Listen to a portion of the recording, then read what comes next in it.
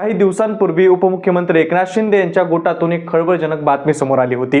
ती म्हणजे त्यांच्या मंत्रिमंडळातील 4 वजनदार मंत्र्यांना डच्चू दिला जाणार आहे आणि त्यात भर पडली ती नरहरी झिरवळ यांच्या खात्यातील प्रकरणाची। जेव्हा मंत्रालयातील अशा अधिकाऱ्यावर कारवाई होते तेव्हा त्या कारवाईसाठी गृह विभागाची परवानगी लागते। अशा वेळी झिरवळ यांच्या खात्यातील अधिकाऱ्यावर कारवाई होते, मग याची सर्व सूत्र ही मुख्यमंत्री देवेंद्र फडणवीस यांच्याच नजरेखालून गेलीच असावीत यात काही शंका नाही। झिरवळांच्या खात्यात झालेली चूक स्वतःच्या अंगावर न घेता फडणवीसांनी सरळ बाहेर झटकून एका प्रकारे स्पष्ट संदेश दिले आहेत। आता या सगळ्या मागे एक मोठं टायमिंग सुद्धा आहे, म्हणजे नुकत्याच जिल्हा परिषद निवडणुका आणि महानगरपालिकेच्या निवडणुका पार पडल्यात। विशेष म्हणजे येणाऱ्या 3 वर्षात राज्यात कोणतीही आता मोठी निवडणूक नाहीये। आता थेट लक्ष असेल ते लोकसभेवर, त्यामुळे प्रशासनावर आपली पकड अधिक घट्ट करणं हे फडणवीसांचं मुख्य उद्दिष्ट असेल। याच रणनीतीचा भाग म्हणून मंत्रिमंडळात काही नवे धक्कादायक नावं बाहेर जातील तर काही नवे नावं आत देखील येतील। मग नेमकं कोणते मंत्री घरी जाणार, कोणाला नव्यानं संधी मिळणार आणि या फेरबदलामुळे महाराष्ट्राच्या राजकारणाची दिशा कशी बदलणार, हे सगळं आजच्या व्हिडिओच्या माध्यमातून आपण पाहणार आहोत। आता आपण मूळ प्रश्नाकडे येऊया। मंत्रिमंडळाच्या या फेरबदलांच्या चर्चेत किती तथ्य आहे, तर सध्या परिस्थितीत पाहता हे फेरबदल होण्याची दाट शक्यता निर्माण झाली आहे। याची काही ठोस कारणं आपल्याला सांगता येतील। यातलं पहिलं आणि अत्यंत महत्त्वाचं कारण म्हणजे देवेंद्र फडणवीस यांचा प्रशासनावर वाढलेला प्रभाव। विधानसभेच्या निकालानंतर राज्यामध्ये महायुतीचं बहुमताचा आकडा गाठला होता, पण असं असून देखील भाजपने सुरुवातीला मुख्यमंत्री म्हणून फडणवीसांचं नाव जाहीर केलं नव्हतं। त्यामागे भाजपचं हायकमांड नव्या नेतृत्वाचा शोध घेत असल्याचं बोललं जात होतं। अशी ही चर्चा राजकीय वर्तुळात रंगली होती की फडणवीस जर मुख्यमंत्री झाले तर येत्या 5 वर्षात ते राष्ट्रीय पातळीवर मोठे दावेदार ठरू शकतात, त्यामुळे त्यांचं महत्त्व कमी करण्यासाठी हे प्रयत्न सुरू होते। मात्र लोकसभेच्या धक्क्यातून सावरत विधानसभेला जे यश मिळालं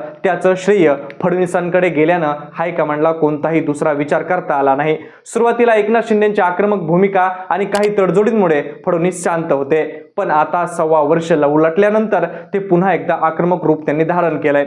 मराठा ओबीसी आरक्षणावर पेटलेलं राजकारण शांत करणं असो की एकनाथ शिंदेंच्या प्रभावावर मर्यादा आणणं असो, फडणवीसांनी ही सर्व आव्हानं पेलली आहेत। त्यामुळे आता मंत्रिमंडळात बदल करून प्रशासकीय कामात पारदर्शकता आणणं हे आता त्यांचं मुख्य उद्दिष्ट असेल। आगामी 3 वर्षांनंतर लोकसभा आणि विधानसभेची तयारी म्हणून आपल्या मर्जीतील आणि आपल्या नव्या चेहऱ्यांना ताकद देण्याची संधी आता फडणवीसांना मिळाली आहे। त्यातूनच मंत्रिमंडळाच्या या मोठ्या फेरबदलांची चर्चा सध्या जोरदार सुरू आहे। या फेरबदलाचं दुसरं मुख्य कारण म्हणजे मित्र पक्षावर अंकुश ठेवण्याची गरज। फडणवीसांनी स्थानिक स्वराज्य संस्थेच्या निवडणुकांमधून शिंदेंच्या पक्षाला आधीच मर्यादित केलंय। आता याचा दुसरा टप्पा म्हणजे मित्र पक्षातील नको असलेल्या नेत्यांना सत्तेतून दूर करणं। एकीकडे एकनाथ शिंदे बॅकफुटवर आहेत तर दुसरीकडे अजित पवारांच्या राष्ट्रवादीवर देखील सध्या फडणवीसांचा अप्रत्यक्षरित्या नियंत्रण त्यांनी निर्माण केलंय। अशा वेळी भाजपच्या विस्तारात जे नेते अडथळा ठरू शकतात त्यांना मंत्रिमंडळातून बाजूला करण्याचं काम फडणवीस करू शकतात। भाजपचं राजकारण हे नेहमीच 100% भाजप या धोरणावर आधारलेलं आहे। आगामी मोठ्या निवडणुकांमध्ये भाजपला कोणाच्याही आधाराची गरज लागू नये अशी रणनीती आखली जात आहे आणि म्हणूनच मंत्रिमंडळातील हे संभाव्य बदल त्याच रणनीतीचा एक भाग आहेत असं देखील सांगितलं जातं। आगामी लोकसभा आणि विधानसभेच्या रणधुमाळीत भाजपला कदाचित अजित पवारांची राष्ट्रवादी किंवा एकनाथ शिंदेंची शिवसेना यांच्यासोबत ती मैत्रीत उतरणार नाही अशी देखील आता चिन्ह दिसू लागली आहेत।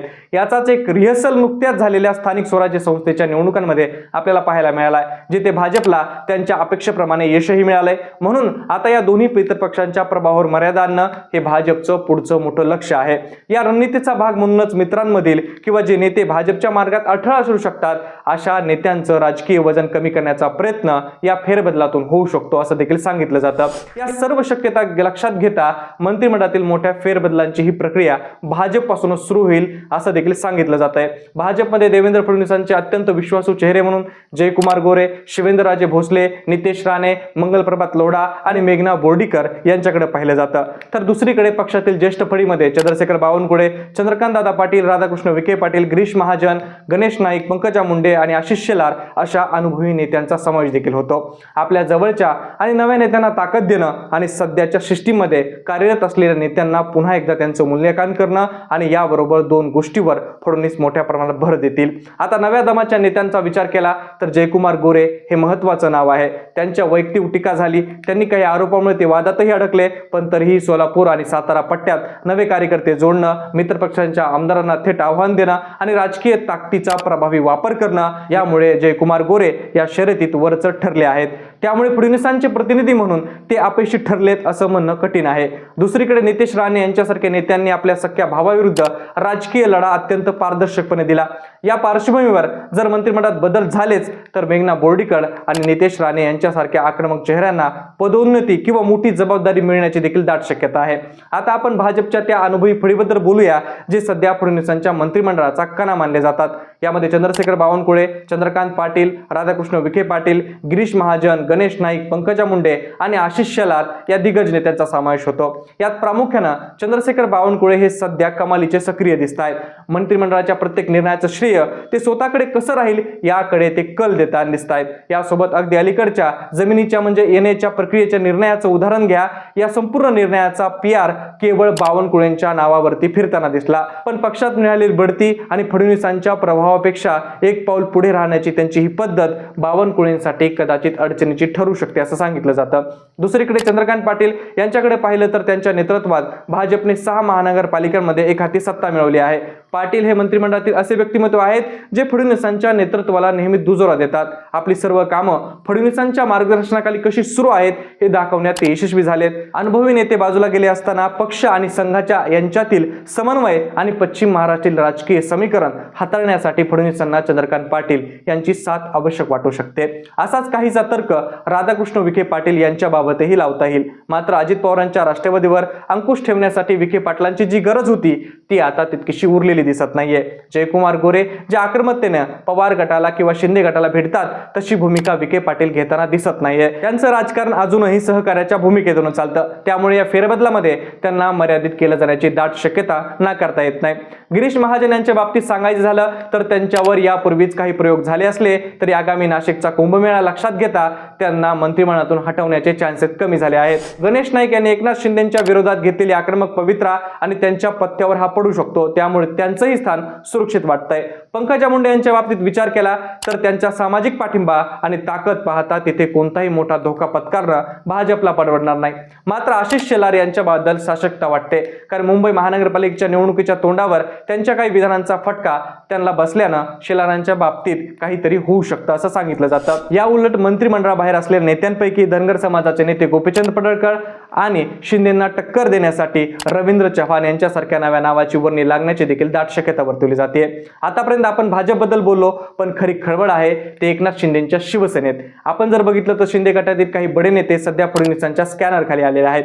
यात प्रामुख्याने संजय शिरसाट, योगेश कदम, प्रताप सरनाईक आणि गुलाबराव पाटील यांसारखी मोठी नावं अजेंड्यावर असल्याचं बोललं जात आहे. शिरसाट यांच्यावर वारंवार होणारे आरोप त्यांच्यासाठी अडचणीचे ठरू शकतात. मात्र शिरसाट यांना पर्याय शोधताना भाजप आणि शिंदे गटातीलच एखाद्या दलित चेहऱ्याला संधी देण्याबाबत विचार होऊ शकतो. अशीच काहीशी स्थिती ही योगेश कदम यांच्या बाबतही आहे. पुण्यातील घाईवळ शस्त्र परवाना प्रकरण असो की स्वारगेट संदर्भातील वादग्रस्त विधान या सर्व बाबी कदमांच्या विरोधात जाऊ शकतात. दुसरीकडे उत्तर महाराष्ट्रातील गुलाबराव पाटील यांचं वर्चस्व भाजपसाठी भविष्यात आव्हान ठरू शकतं. त्यामुळे त्यांनाही मर्यादित केले जाण्याचे संकेत दिले जात आहेत. मात्र या नवीन निवडींमध्ये केवळ एकनाथ शिंदेचा शब्द चालेल असं नाही. उलट उदय सामंत यांच्यासारखे जे नेते फडणवीसांशी समन्वय दाखवून त्यांचे देखील यामध्ये मर्जी घेतली जाईल. त्यांचाच ग्रीन सिग्नल मिळण्याची देखील दाट शक्यता वर्तवली जाते. आता वळूया राष्ट्रवादी काँग्रेसकडे. राष्ट्रवादीत धनंजय मुंडे यांच्या पुनरागमनाची चर्चा जोरात आहे. पण मराठा समाजाचा रोष पाहता त्यांना पुन्हा संधी मिळणार का हाच मोठा प्रश्न आहे. अजित पवार गटाच्या आधीच 2 विकेट पडल्या आहेत. त्यात आता नरहरी झिरवळ यांच्यावर झालेली कारवाई पाहता त्यांची खुर्चीही धोक्यात असल्याचं दिसतंय. पण झिरवळांच्या जागी आदिवासी समाजाचाच एखादा चेहरा देणं हा भाजपला भाग आहे. संघ आणि भाजपची राष्ट्रीय पातळीवर आदिवासी रणनीती पाहता या मंत्रालयाची धुरा भाजपकडे खेचून आणण्यासाठी एखादा नवा चेहरा देखील समोर आणला जाऊ शकतो असं देखील सांगितलं जातं. या व्यतिरिक्त राष्ट्रवादीत मोठे बदल अनपेक्षित नसले तरी मकरंद पाटील यांना मिळणारं बळ भाजपच्या विस्ताराला अडथळा ठरू शकतं. त्यामुळे त्यांच्यावर देखील वक्रदृष्टी पडू शकते असं देखील सांगितलं जातं. तसंच सहकार मंत्री म्हणून असूनही बाबासाहेब पाटील यांनी कामाची म्हणावी तशी त्यांची चर्चा राज्याच्या राजकारणात झालेली नाहीये. त्यामुळे तिथेही फेरबदलाची शक्यता वर्तवली जाते. थोडक्यात सांगायचं झालं तर मंत्रिमंडळात होणारे हे बदल शेवटचे आणि अत्यंत निर्णायक असतील.